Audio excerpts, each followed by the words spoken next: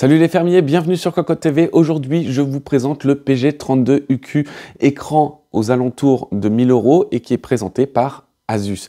Donc du coup, écran portant une dalle IPS en UHD, c'est-à-dire 3840 par 2160 pixels, capable de monter jusqu'à 144 Hz avec un overclocking à 155 Hz.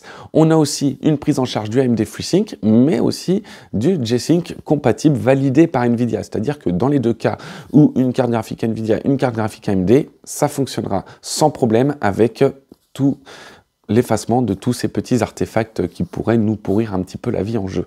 Bref, écran en 8 bits plus FRC, c'est-à-dire 1,07 milliard de couleurs, capable de couvrir 98% du DCI P3. Et vu qu'on est sur une plage assez large, au niveau du sRGB, qui comprend une plage plus petite, on est à 160%. On a un taux de contraste propre à de l'IPS, c'est-à-dire 1000 pour 1.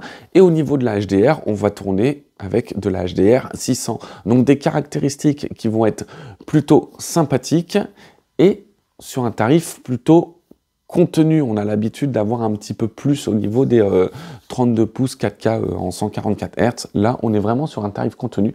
Donc, on va laisser place à la présentation. Et en attendant, n'hésitez pas à lâcher un petit pouce, à lâcher un commentaire, à mettre la petite cloche et s'abonner.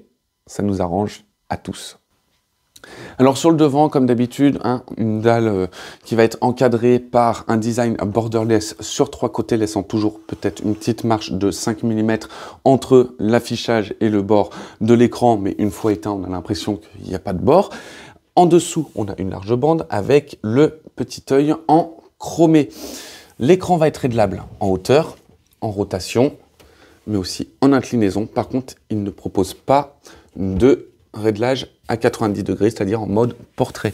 En dessous, on a une base qui va être entièrement en métal noir avec des petits détails en plastique. Bref, on reste toujours sur le look de Asus. Derrière, on voit plus le carénage avec le style Rogue, avec cette diagonale qui vient couper deux designs différents, c'est-à-dire un design qui va être relativement propre avec un effet un peu, on va dire, avec des rainures assez fine. On a les boutons de navigation dans l'OSD et de l'autre côté, on va avoir un carénage plutôt mat avec des détails qui vont rappeler un petit peu les circuits imprimés et on a le gros logo Rogue, le gros œil et qui va diffuser du RGB. En dessous, on a la colonne avec le logo en rouge, encore une fois, avec Republic of Gamers et on a aussi un orifice pour le cam management. Cam management, on va pouvoir le parfaire avec justement ce cache câble.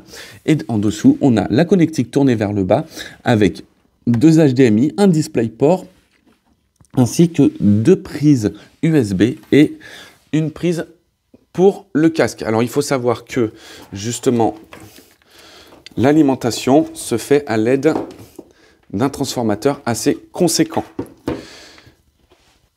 Alors pour l'OSD, OSD va pouvoir être navigué à partir d'un joystick de navigation et aussi plusieurs autres boutons. Alors les boutons vont donner des raccourcis, comme par exemple le bouton de tout en bas, bon ça va être pour éteindre l'écran, mais juste au-dessus on a le G-menu, donc le game visual avec justement différents modes d'affichage. On a aussi le Game Plus avec le crosshair, le timer, le FPS counter, le display alignment et le sniper en practice mode. Et enfin, on a un dernier bouton pour pouvoir quitter et enfin le joystick de navigation juste au-dessus où on va pouvoir justement atteindre tout l'OSD avec une partie gaming, avec l'overclocking, le variable OD, l'adaptive sync, le LMB sync, le game plus, le game visual, le shadow boost. Ensuite, on a l'image avec donc du coup la luminosité, le contraste, l'HDR, le vivid pixel, le dynamic dimming, contraste, enfin, là, on va pouvoir le tester, vous retrouverez le test écrit, bien sûr, sur cocotteland.com. On a la SCR, l'aspect control, le blue light filter. Au niveau des couleurs, donc, on a la température de couleur avec justement, le froid, le normal, le chaud et le user mode avec le réglage RGB. Et la saturation. Ensuite, la source avec les deux DisplayPort, les deux HDMI en version 2.1 pour pouvoir profiter du VR des consoles Next Generation.